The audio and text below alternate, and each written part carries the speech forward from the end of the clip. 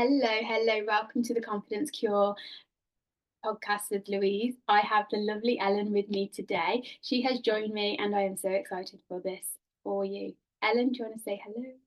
Hi, thanks for having me. You're more than welcome. It's a pleasure to have you. Do you want to tell me a little bit about yourself?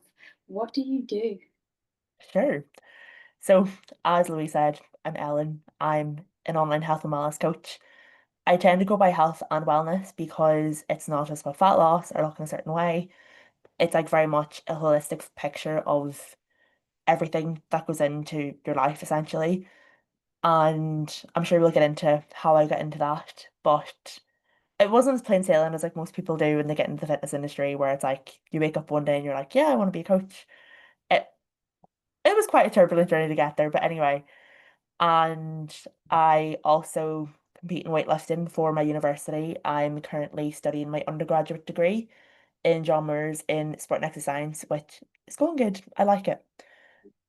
And then my main area is working with women because the fitness industry, the biggest ick I have with the industry is like how it always preys on women, like PCOS belly, cortisol belly, all that fun stuff. And I wanted to have a place where women felt safe to open up about their insecurities and get to the root of the issues and then be able to work on them, as opposed to being shamed into making that change. Mhm. What got you into it in the first place? Was that always your idea to having that safe place for women, or what? How did you get into the fitness industry in the first place? So originally when I started working as an online coach, so I'd always done in person. I done in person for 12 months before I even started doing online because I wanted to have like that experience of like, communicating exercise cues to people because like what could help me get a Romanian deadlift perfect mightn't help you and vice versa. And when I started online, I did work with both men and women, but I just found with men, like, it just wasn't clicking as well as a female. Like, I don't know, was it a case of, because I was younger than them or because, as a woman, they just didn't feel connected or felt like, oh, I know more than her or like, why would she know more than me? So then when my final male client left, I was like, as bad as it sounds, this is the time to just go all in on just working with women. And ever since then, it's been absolutely perfect because the group chat that I have with my clients, like a couple of them are like different points in their life. Like some people are menopausal, some people are coming up to that point. But there's like women in there like sharing tips and stuff of like, oh, I tried this for menopause, it really helped me and stuff, which is just really nice that there's that community there that they can speak to each other in. And then in terms of me getting into the fitness industry, I kid you not when I tell you I quite literally fell into the industry. Be How did you fall into the industry? Like, just it chose you basically. Essentially, yeah. So like growing up, I was convinced I wanted to be a vet. This is what I wanted to do. And then I'm from Ireland, in case you can tell from the accent. So I grew up. I say this all the time. I'm like, yeah, I'm from Ireland. They're like, what? No way. Wouldn't have never guessed that. Like, You could tell. so I grew up playing Gaelic football, which is our native sport back home. So it's kind of like if you took rugby and soccer and they had a baby, it's kind of like the two sports merged into one. And it's a great sport. Like I love it. Like it's great to watch. But it is one of those things where your worth is very much placed on your performance on the pitch and also your appearance because there's that whole thing if you're smaller, you're going to perform better. And I was very lucky in the sense that I remained injury free up until the age of 14.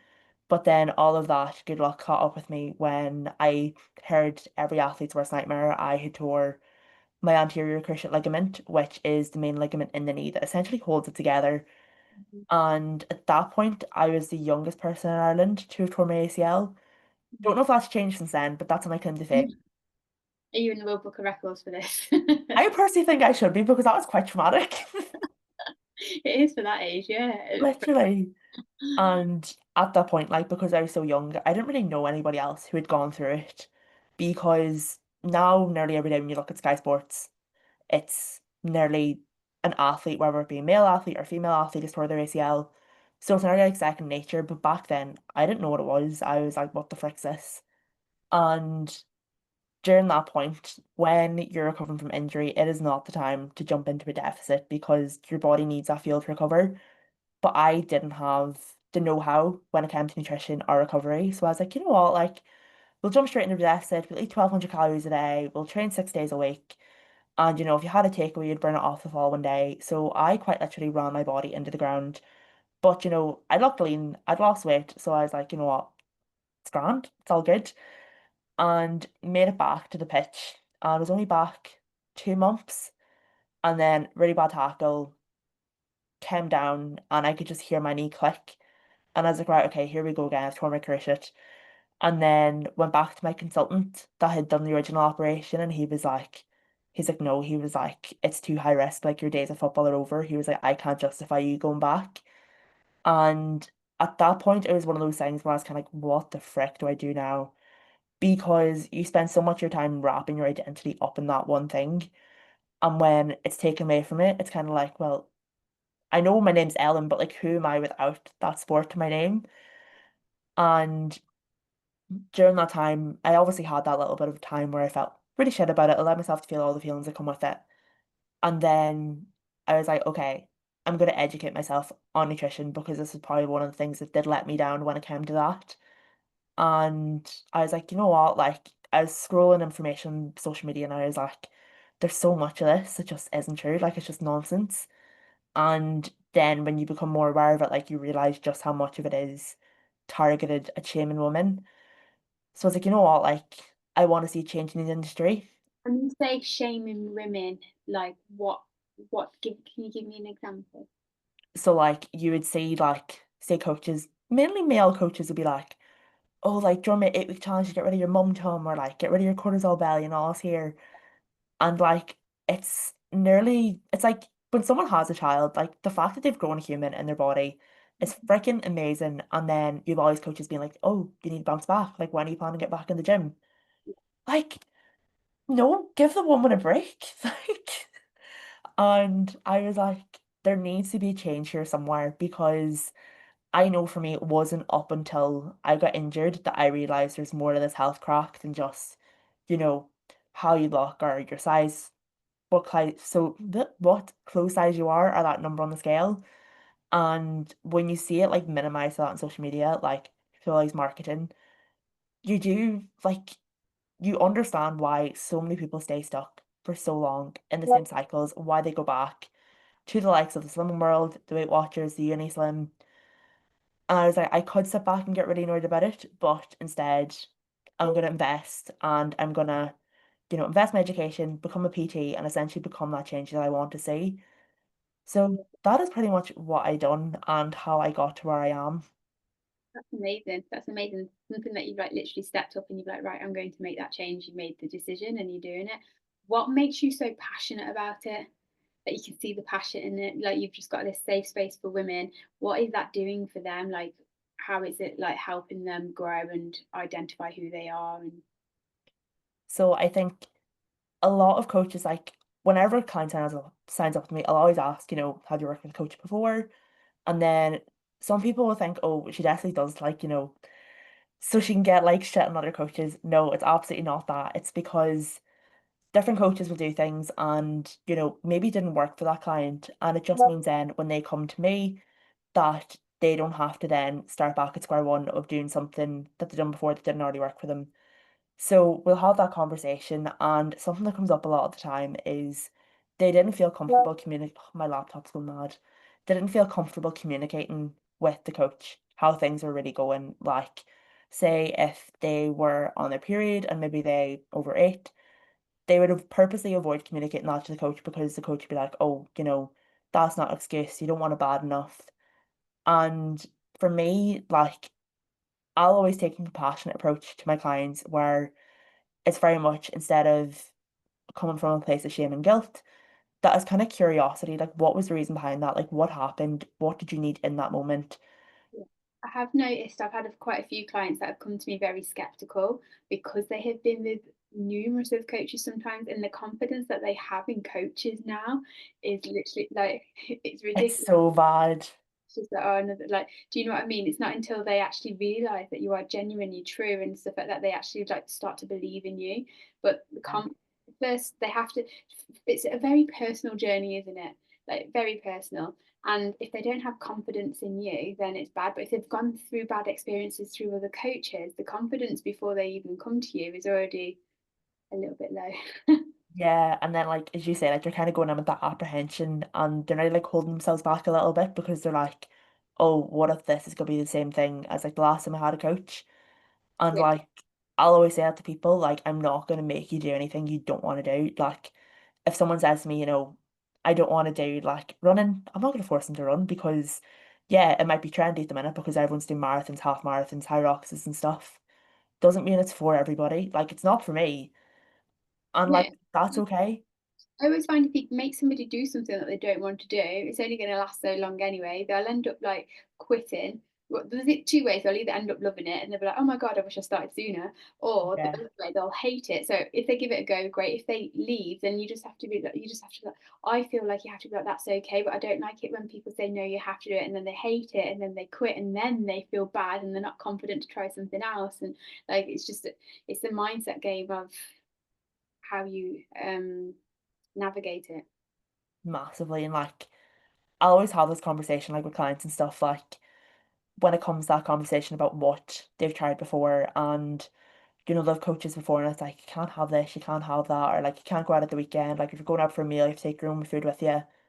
And it just takes away from the whole fact that like there is life beyond your nutrition and gym. Like fair enough, like if you're preparing for a photo shoot or you're a bodybuilder, yes, okay, they require a different level of discipline. But for the general population, like if I told my mum if she was going out for with her friends for dinner, right, okay, you can't have the burger or the pizza, you have to take that chicken salad that's prepared for you in the Tupperware. She would kick me out of the house. She'd be like, what are you doing? Because like for some people like that, meeting up with their friends each week is their only sense of joy. And if you take that away from somebody, like it will affect them like both physically and mentally because especially nowadays, like there is that whole idea that we have like a loneliness epidemic, that people are more lonely now than they ever have, probably due to the rise of like remote working and like online working. So Mhm. if you're taking that connection away from them, like there's gonna be mental repercussions of it because we're naturally social creatures. You think that's also to do with social media, people comparing their lives to like others and sitting there scrolling and they're not actually having like human interaction with normal people? Do you think that Yeah, is knocking people's confidence quite a bit as well? massively. Because like if you look at someone and they're going on like all their holidays every year, they're buying like the latest Honor Active outfit, like, and maybe you can't afford to do that, or like, things are tight at the minute, you'll be like, oh, well, how come I can't afford to do that? Like, if they can do it, like, clearly there's something wrong with me. And I think as well, like, social media has become such a highlight reel. And I'll always say to people, you can't compare the 100% of your life to the 10% that someone else shows on social media. 10%. Like, Oh, like it's interesting about how long does it take to create a reel, or like how many seconds is a reel in real life? And like literally. 168 hours in one week. Imagine that in minutes, and then you do 30-second reels. Like it's not even anything, and it takes what how like a split second to take a picture. Like Yeah. it's just not real, and I think it is knocking a lot of people's confidence. So let's go back to like your story then. Do you know like when you said you wasn't able to do football anymore? It's not football. What's the real name? Sorry. Yeah, like football. Yeah, did I say it right? Gaelic football. Yeah. When you wasn't able to do that, then you said you kind of lost like your identity. How at that point then, where did you feel like you was going to be going? Like, what did you want to do? Did you feel like because I've been had an instance where I left something and or I got chucked out of it. I was in the army and I got chucked out. I was like, oh my god, what am I going to do now? Because I only seen myself doing that, and I was just like, what am I doing now? What kind? Where did you actually go at that point? What did it do? Where did you go?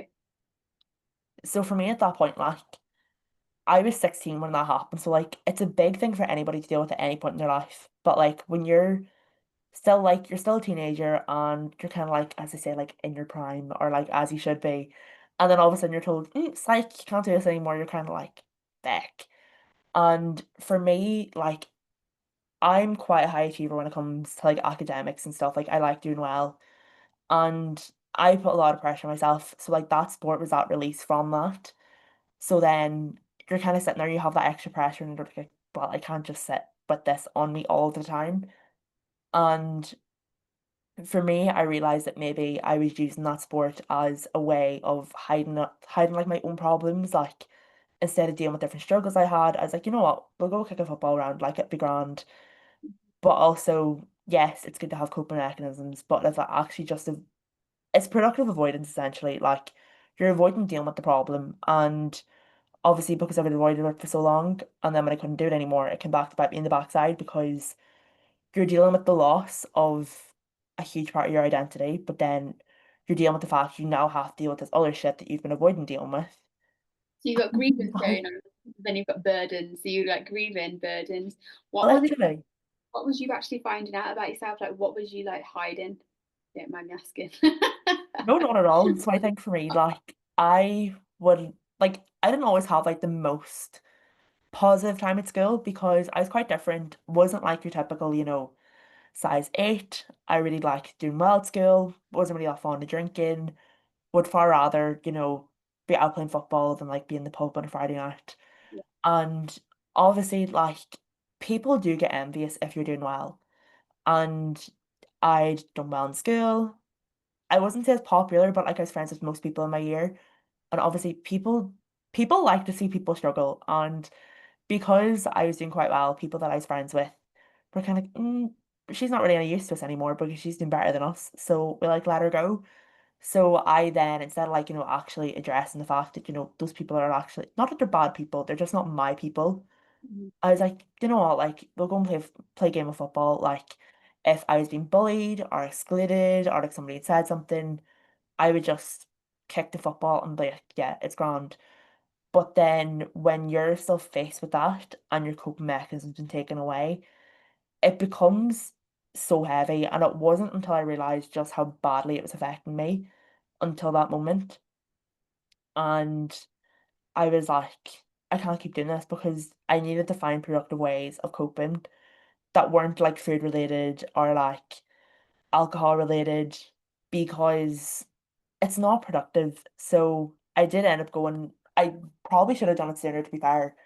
But 2 years after that, when like I really struggled with mental health, I kind of realized, mm, I kind of needed extra helping hand here, and there's no shame in admitting that.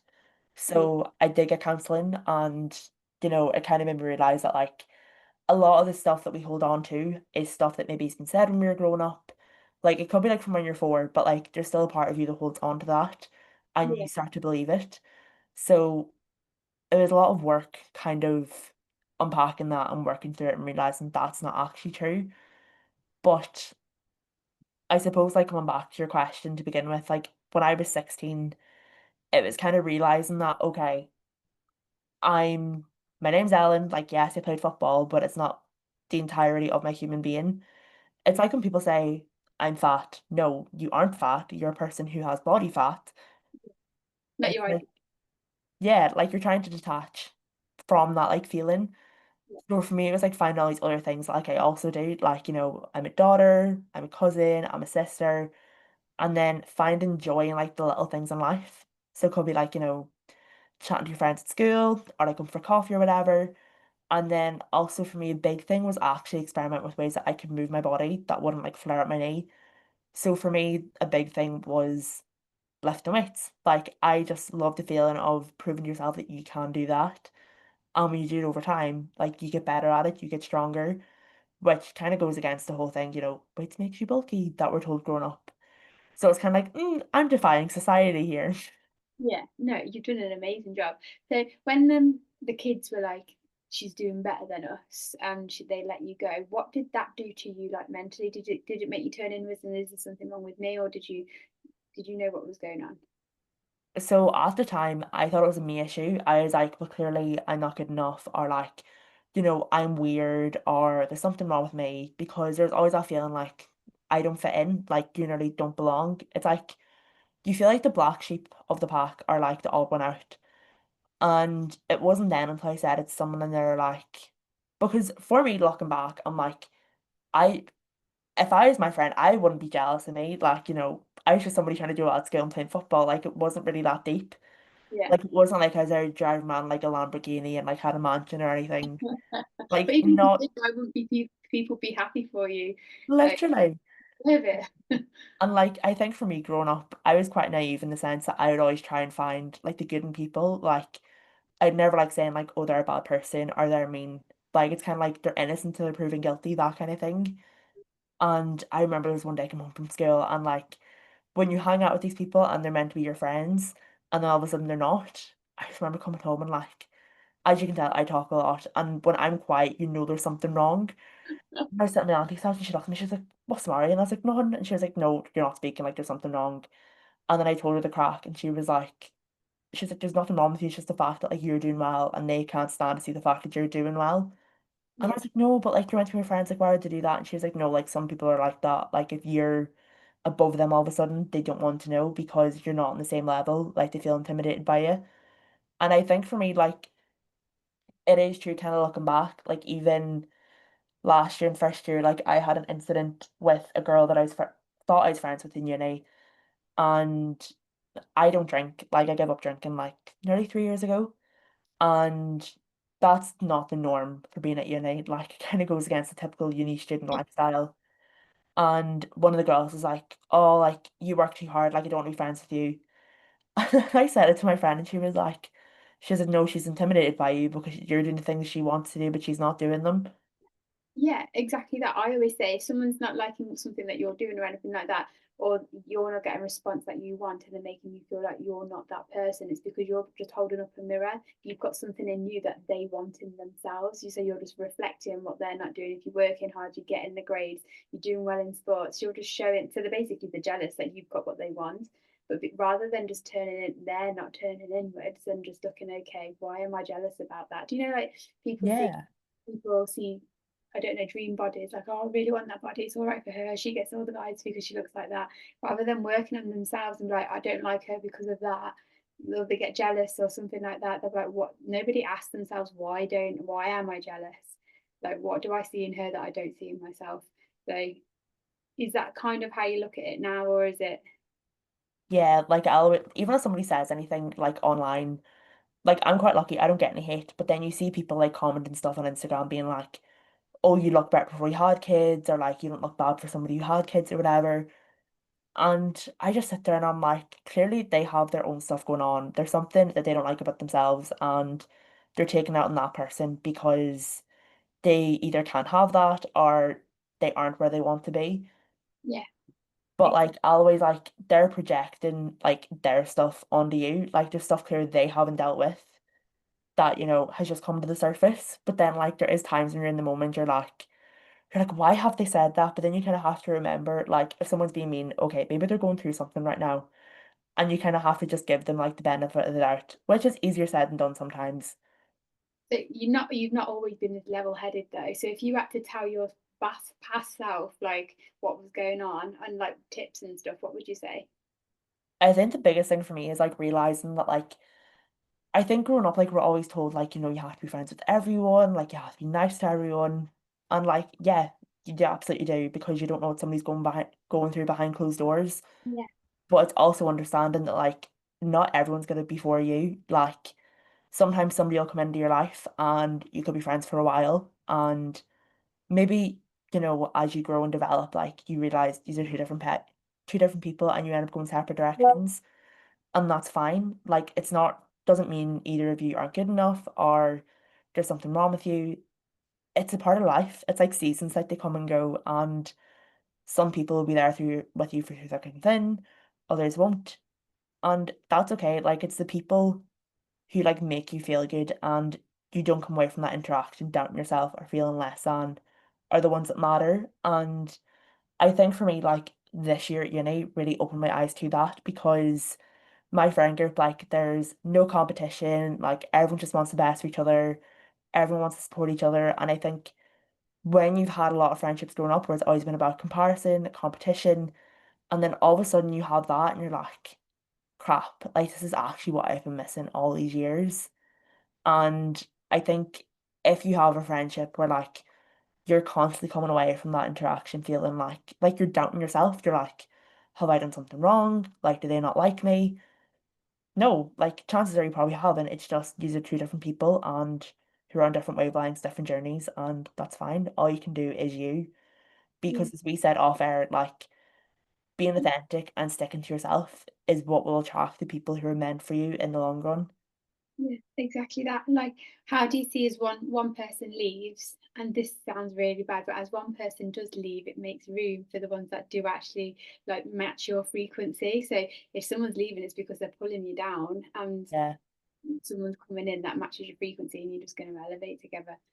So it's a really good way. How old are you, if you don't mind me asking? I'm 21. Wow. So you've got so much experience and like level-headed for your age. This is going to sound like a really weird question, but are you glad, not glad that it happened, but thankful that it happened? Because, or would you rather still be playing football?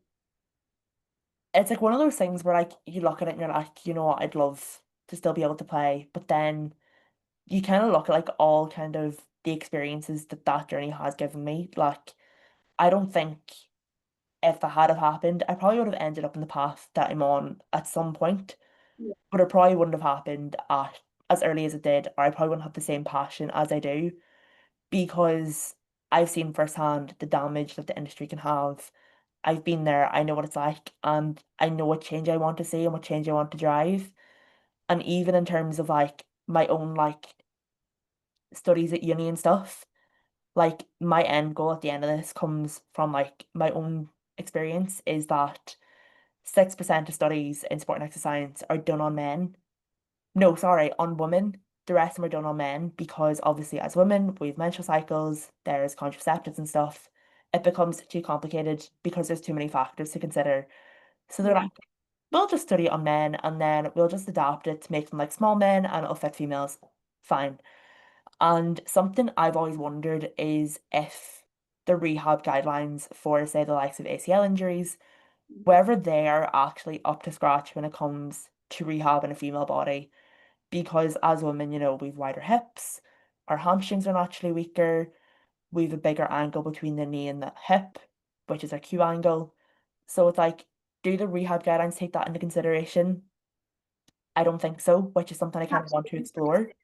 that's actually an actually really interesting perspective because I haven't actually thought of that myself, to be honest. It Like, wasn't, I didn't think of it until like earlier this year because we start thinking of like dissertation topics. And I was like, actually, I don't know if they are or not because like it's just you're given the sheet of paper and it's like, okay, mumps say 0 to 3, this is where you should be at. Say mumps 3 to 6, this is where you should be at. But I'm like, no two people are the same. And then you throw a female body into that with a menstrual cycle and all that goes with that, like it's two completely different things.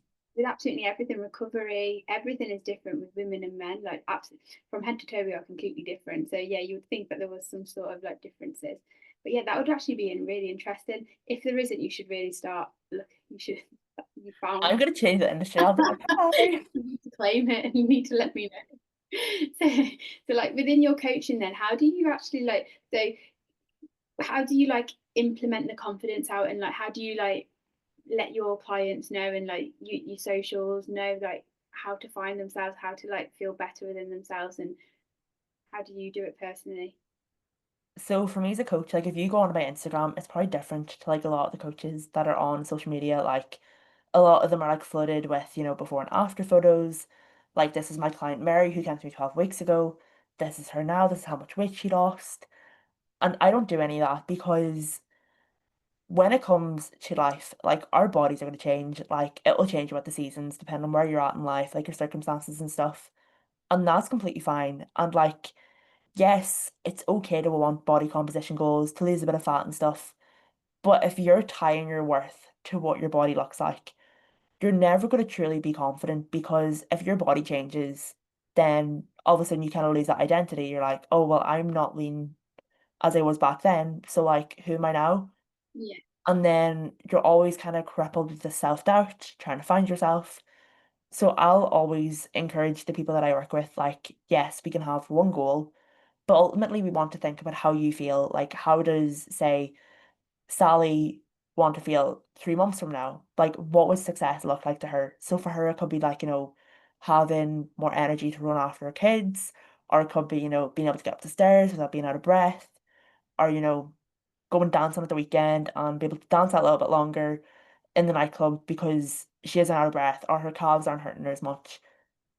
And it's very much about the quality of life that they have and kind of getting through the beliefs that they've held on to for so long. Because I had a client, she was very kind of like, when it came to food, she was just like overwhelmed. She was like, I don't want to think about it. I don't like thinking about it. Like, it just makes me feel really overwhelmed. And it, like, you can, some coaches will look at that and be like, oh, she's been difficult. Like, there's nothing hard about it.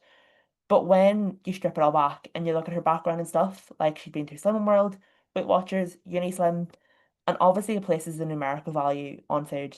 Like, as opposed to just being food, it becomes a number. So like all the decisions and the calculations that come with that, like it is draining. So it meant for her, like food became a source of guilt, pressure, stress, which then obviously your brain doesn't like stress. It wants to keep it to a minimum. So naturally you're going to avoid thinking about it to avoid that. So it's kind of getting to the root of that belief and then finding ways that we can change that so that like it supports their long-term health. 110%. I completely recommend with that. It's like you're not just going to take the tree, like if you've got a tree, you're not just going to take the leaves off and just expect them to come back just like perfectly. Well, they do actually every year. That's okay, so like you've got an orange and a lemon tree, you're not going to take the lemons off and expect oranges to come back. You have to literally There we go. I knew it was there.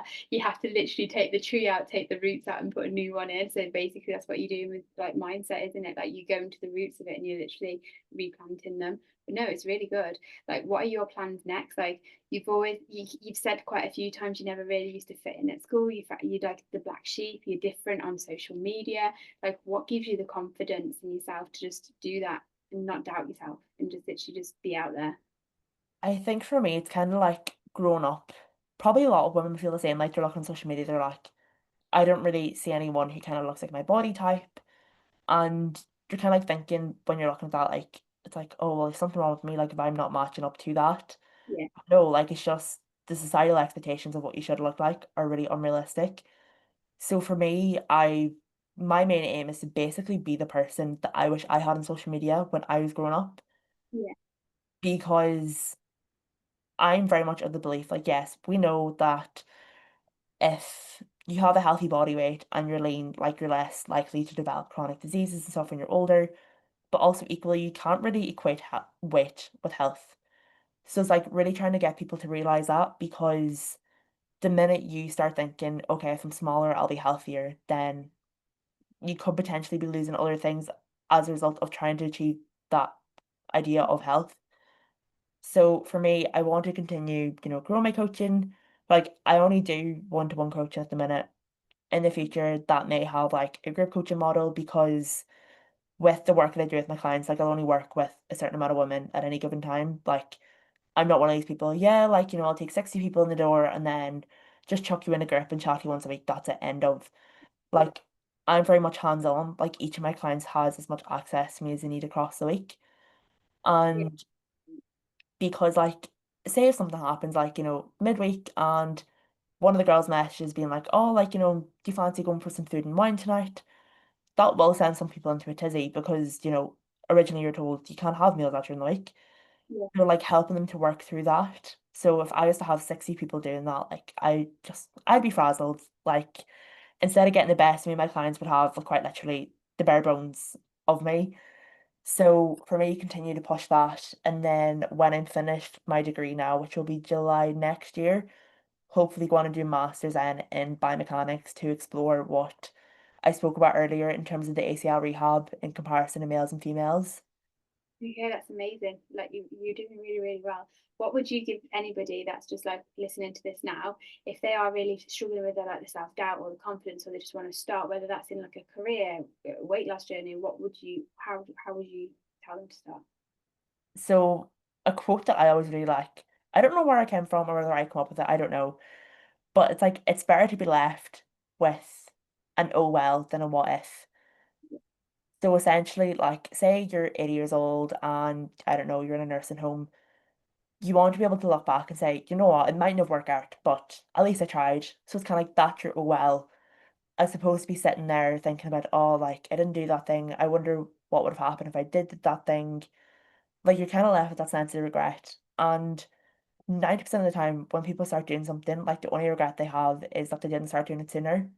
Yeah, And social media loves to push this idea of quick fixes, like, you know, you'll have your goal yesterday kind of stuff. But it's not like that at all. Like, because it takes time. Like, Rome wasn't built in a day. So it's about having patience along the way and accepting that, there'll be ups, there'll be downs, there'll be setbacks and stuff. But it's about accepting that and adapting to the circumstances that you're presented with, as opposed to panicking and thinking, oh my God, like I failed, like I'm not capable of this. Because you Yeah. absolutely are, but sometimes life demands more of you than other times. I've actually noticed that, like, you'll see like a lot of people like, you should have this, you need it now, and they give like, it makes people feel like that they need it now, but they never tell them the reality of what it's going to be, the days that you don't want to do it, the days that it's going to be hard, the days where you have to, like, if you got weddings, or like, they don't actually teach them what to do. It'll be like, literally, you're going to do it if you stick to this 24/7. And then what happens, and what they also don't realize, I've done this multiple times when I was going through mine, is like, I'll do it, and then as soon as I finish, I've not learned anything. I've just followed a plan, Literally. and then I've piled the weight back on. So I don't know what I'm doing, and I'm just like, oh, okay, because I've missed my own foods. I've just literally had no confidence, like, to just like stick to what I'm doing, and I've just literally just carried on eating. But Yeah. this is again why people don't feel like that they can do it, because there's so many things out there that aren't realistic to people's lives. Like, it doesn't fit them, it doesn't fit their life, their kids, their husbands, their work life, or anything like that. And no wonder people are suffering and self-doubt, the amount of things that are out there that they've probably tried, just like I was, that I've literally tried for years and years and years, and I was just like, oh my God, I'm never going to do this. I was telling myself I was never going to do it, because I was just proving to myself I couldn't, which Yeah. so many other people are as well. Like, it's really sad.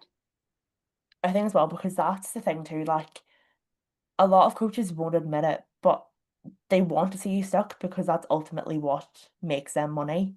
Yeah. And like people like do 1 8 week challenge and maybe they'll have a 4 week break. Then all of a sudden there's another 8 week challenge advertising like, oh, like the first one worked while I was doing it, but now it stopped working, so I'll go back and do another. And like I always say to my cycle. clients, you might be with me for a little bit longer, but when you leave, you've got the life experience. Like, you don't need, you learn on the go. I literally give them the tools, like, this is how you will do this, this is how you will do that. So they actually learn. So it's not good just preaching to somebody. They need to learn why they're doing it, how to do it, and how to do it around their life.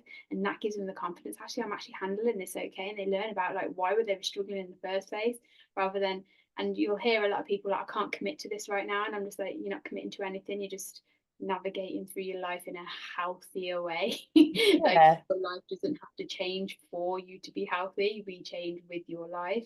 But a lot of coaches will be like, yeah, 6 weeks, or a 6 week shred, or like you said, or 12. Yeah. And then that's when people think they have to do it. They have to just like literally cut off everything for so long, and then I'm never going to be able to do this. Who's got a spare 12 weeks with nothing going on in life? Nobody. I Unless actually, like fitness is your whole entire life, then like yeah, fair enough. But that's barely anybody. even as coaches, we don't, and I don't think people realize that. But even, yeah, like, yeah, it's Like absolutely. we have lives too, like outside of social media and stuff, we're outside of the gym. Like we're just humans at the end of the day. Well, that's what we was talking about, isn't it? Like, it's only a snippet on social media, like what we do outside. Like, it's literally not even on there, to be honest. Literally. No, absolutely amazing. Thank you so much. You're going to do so well. Honestly, you're going to inspire so many people. You've got some surgeries and stuff coming up, haven't you? Yeah, one of my jaws and probably one of my knee then after. So yay.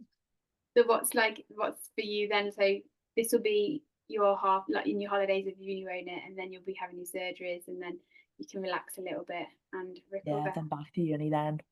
Yeah, you're just going to be positive. You're going to be helping people. Yeah, absolutely a pleasure. Have you got anything that you would like to add? Not really, no. Just thanks so much for having me. Thank you for coming in. It's been such a pleasure to have you. But no, thank you. And everybody, thank you for listening. And you can find Ellen. What's your Instagram, Ellen? It's Ellen Johnston PT. Okay, perfect. And I'll put that in the bio as well. So thank you, everybody.